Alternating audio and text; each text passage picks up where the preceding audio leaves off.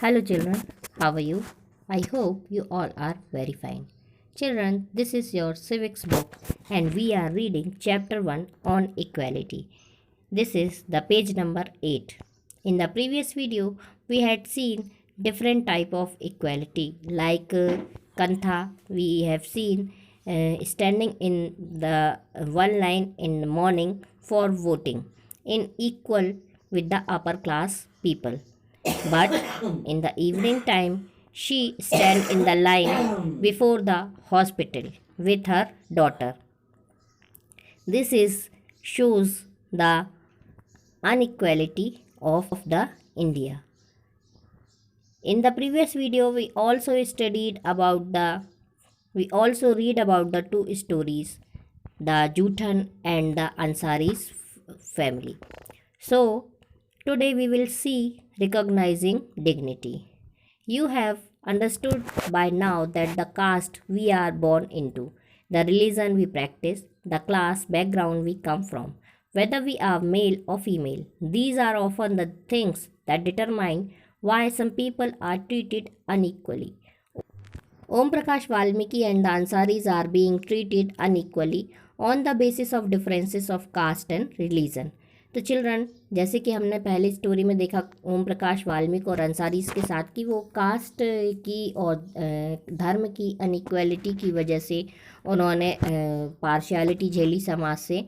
तो जो कास्ट होती है वो जब व्यक्ति जन्म लेता है, जन्म से ही उसका धर्म और उसकी जो कास्ट है वो फिक्स हो जाती है, चाहे वो मेल हो या फीमेल हो, और उसे लोग उसी तरह से ट्रीट करते हैं. When persons are treated unequally, their dignity is violated. The dignity of both Om Prakash Valmiki and the Ansaris was violated because of the way The dignity of both Om Prakash Valmiki and the Ansaris was violated because of the way in which they were treated, by picking on him and making him sweep the school because of his caste. Om Prakash Valmiki's schoolmates and teachers hurt his dignity badly and made him feel as if he was less than equal to all other students in the school. Being a child, Om Prakash Valmiki could be very little about the situation that he was in. It was his father who, on seeing his son sweep, felt angry by this unequal treatment and confronted the teachers. The Ansari's dignity was also hurt when persons refused to lease their apartments to them. However, when the property dealer suggested that they change their name, it was their dignity or self-respect that made them refuse this suggestion. Om Prakash and the Ansaris do not deserve to be treated like this. They deserve the same respect and dignity as anyone else. तो children, जैसे कि हमने story में कल देखा था ओम प्रकाश वाल्मीकि की जो कि उन्होंने जूठन में अपने जीवन की आत्मकथा बताई हुई है, और इसके साथ साथ हमने अंसारी इसके बारे में भी देखा कि किस तरह से उन्हें धर्म की वजह से, क्योंकि वो नॉन वेजिटेरियन थे, तो उन्हें किसी भी अपार्टमेंट में घर नहीं मिल रहा था. और इसी तरह से ओम प्रकाश के बारे में भी हमने देखा कि स्कूल में उसके साथ कितना बुरी तरह से बिहेव किया गया, कितना उसके साथ पार्शियलिटी की गई.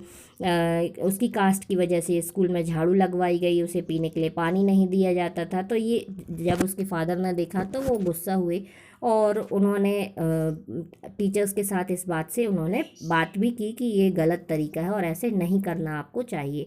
तो ये जो स्टोरीज़ हैं ये बताती हैं कि किस तरह से अनइक्वालिटी हमारे समाज में फैली हुई है. और ये जो पीपल हैं, इस तरह के और कई लोग हैं, तो ये सभी जो लोग हैं ये इक्वल रिस्पेक्ट और बराबर का सम्मान और बराबर की डिग्निटी ये चाहते हैं और इनको मिलना भी चाहिए. इस स्टोरी के थ्रू हमें ये समझना होगा. Equality in Indian democracy. The Indian Constitution recognizes every person as equal.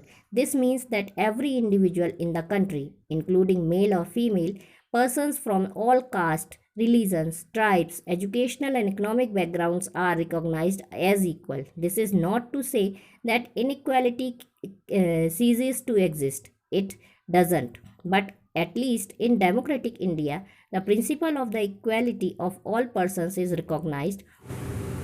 No law existed to protect people from discrimination and ill treatment. Now there are several that work to see that people are treated with dignity and as equals. तो children, हमारा जो constitution है वह ये बताता है कि Indian democracy में सब लोग इक्वल होंगे, चाहे वो किसी भी कास्ट के हों, किसी भी धर्म के हों, किसी भी ट्राइब के हों, चाहे मेल हो या फीमेल हो, हर किसी को एजुकेशनल और इकोनॉमिक अधिकार होंगे इक्वली, और उनका बैकग्राउंड किसी भी तरह का हो, इससे कोई फ़र्क नहीं पड़ेगा। और मानते हैं कि ये जो कॉन्स्टिट्यूशन में बताया गया है इससे पूरी तरह से जो इनइक्वालिटी है वो चली गई है समाज से, लेकिन इसके बाद भी हमारा देश है जो डेमोक्रेटिक है, और इसलिए इक्वालिटी का जो नियम है वो हमारे लिए बहुत ज़रूरी है, हमारे समाज के लिए बहुत ज़रूरी है।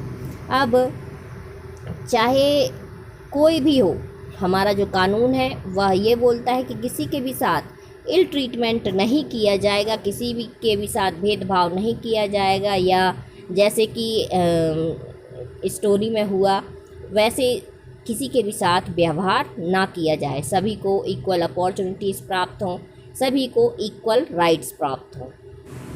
This recognization of equally includes some of the following provisions in the Constitution. First, that every person is equal before the law.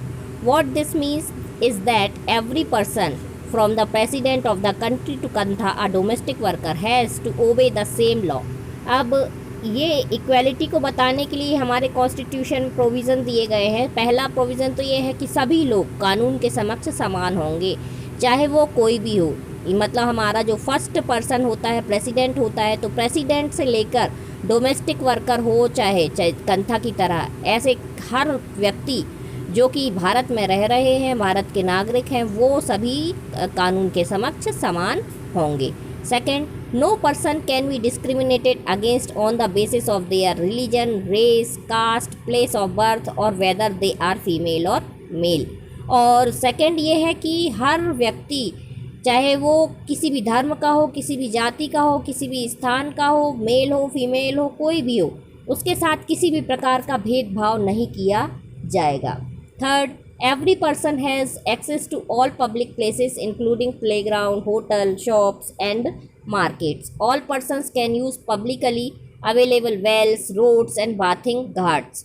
अब ये थर्ड में ये बताया गया कि हर पर्सन जो पब्लिक प्लेस में जितनी भी चीज़ें हैं, चाहे वो प्लेग्राउंड है, होटल है, शॉप है, मार्केट है, वेल हैं, रोड हैं, बाथिंग घाट्स हैं, ये सबका यूज़ हर व्यक्ति कर सकेगा। ऐसा नहीं हो सकेगा कि कोई एक व्यक्ति या एक कास्ट या एक धर्म का लोग ही उसको यूज़ कर सके। सभी धर्मों के लोग, सभी जातियों के लोग इन चीज़ों का यूज़ कर सकते हैं, जो कि पब्लिक प्रॉपर्टी कहलाती है। Fourth, untouchability has been abolished. और जो फोर्थ में बताया गया है कि अनटचेबिलिटी मतलब छुआछूत को समाप्त किया गया है। छुआछूत एक कानूनन अपराध है। The two ways in which the government has tried to implement the equality that is guaranteed in the Constitution is first through laws and second through government programs or schemes to help disadvantaged communities. There are several laws in India that protect every person's right to be treated equally. In addition to law, the government has also set up several schemes to improve the lives of communities and individuals who have been treated unequally for several centuries. These schemes are to ensure greater opportunity for people who have not had this in the past. अब दो तरीके हैं जिससे government जो है वो कोशिश कर रही है कि इक्वलिटी लाई जाए समाज में, और कॉन्स्टिट्यूशन के द्वारा भी कोशिश की जाती है कि जो हमारा कॉन्स्टिट्यूशन है वो गारंटी प्रोवाइड करे कि समाज में इक्वलिटी लाई ही जाएगी। तो फर्स्ट जो है लॉ के द्वारा, कानून के द्वारा, और सेकंड जो है गवर्नमेंट के जो प्रोग्राम्स होते हैं, स्कीम्स होती हैं, उनके द्वारा जो डिफरेंट कम्युनिटीज़ हैं उन्हें लाभ पहुँचाया जा सकें, जो कि इस वक्त सफ़र करती हैं या किसी भी तरह का। और ये जो डिफरेंट टाइप के लॉज हैं ये हर पर्सन के लिए यह राइट प्रोवाइड करते हैं कि वो इक्वली सबके साथ ट्रीट किया जाए। और लॉ के साथ साथ गवर्नमेंट ने ऐसे बहुत सारे प्रोग्राम्स, बहुत सारी स्कीम्स भी सेट किए हुए हैं जो कि अनइक्वलिटी है जो समाज में फैली हुई है उसे दूर कर सकें, और जो लोग हैं उनको अच्छे से ट्रीट किया जाए, उन्हें बेहतर अपॉर्चुनिटीज़ मिलें, सभी के जैसे उन्हें अधिकार मिलें, और ऐसा उनके साथ इल ट्रीटमेंट ना हो जैसे कि पहले पास्ट में होता था।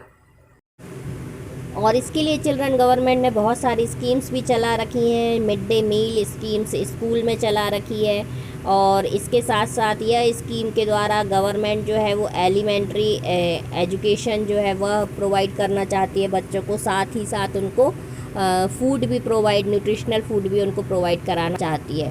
इसके साथ साथ और भी बहुत सारी स्कीम्स हैं जो कि गवर्नमेंट ने चला रखी हैं ताकि जो लोग हैं वो बराबर के स्तर पर आ सकें। अब while government programs play an important role in increasing equality of opportunity, there is much that still needs to be done. While the midday meal program has helped increase the enrollment and the attendance of the poor children in school, there continues to be big differences in our country between schools that the rich attend and those that the poor attend. Even today, there are several schools in the country in which Dalit children like Om Prakash Valmiki are discriminated against and treated unequally. These children are forced into unequal situation in which their dignity is not respected. This is because people refuse to think of them as equal even though the law requires it. अब बल्कि कानून भी बन गया है, बहुत सारे government ने प्रयास भी कर रखे हैं, स्कीम्स भी चला रखी हैं, उसके बाद भी समाज में ऐसे बहुत सारे बच्चे हैं ओम प्रकाश वाल्मीकि की तरह कि उन्हें बहुत ज़्यादा तकलीफ़ें झेलनी पड़ती हैं और समाज में अनइक्वलिटी का सामना उन्हें करना पड़ता है। अब one of the main reason for this is the attitude change very slowly. Even though persons are aware that discrimination is against the law, they continue to treat people unequally on the basis of their caste, religion, disability, economic status and because they are women. अब इसका एक कारण यह भी है कि जो समाज में जो एटीट्यूड में चेंज आ रहा है वो बहुत स्लो चेंज आया है, बहुत धीरे धीरे चेंज आया है। लोग इतना अवेयर नहीं हो पाए हैं और वो कंटिन्यू ट्रीट कर रहे हैं लोगों को अनइक्वली, कास्ट के बेसिस पर, धर्म के बेसिस पर और बहुत सारी इकोनॉमिक स्टेटस है, कई चीज़ों के बेसिस पर, या फिर वीमेन हैं यदि तो वो उन सब के साथ अनइक्वली बिहेवियर किया जाता है। It is only when people begin to believe that no one is inferior and that every person deserves to be treated with dignity that present attitude can change. अब यह किस तरह से हो पाएगा, यह सब तभी हो सकता है जब हर व्यक्ति ये चाहे कि हर व्यक्ति जागरूक हो जाए और वह इस बात को समझ सके कि समाज में जितने भी लोग हैं उन सभी को एक डिग्निटी के साथ रहने का अधिकार है, उनको भी सम्मान के साथ रहने का अधिकार है। और जो प्रेजेंट एटीट्यूड है वो लोगों का जब दिल से चेंज हो जाए तो समाज में इक्वलिटी लाई जा सकेगी। तो children, in the next video we will read about the issues of equality in other democracies. अब दूसरी डेमोक्रेसीज में किस तरह की इश्यूज रहते हैं इक्वलिटी को लेकर के, वो हम नेक्स्ट वीडियो में पढ़ेंगे। Have a good day children.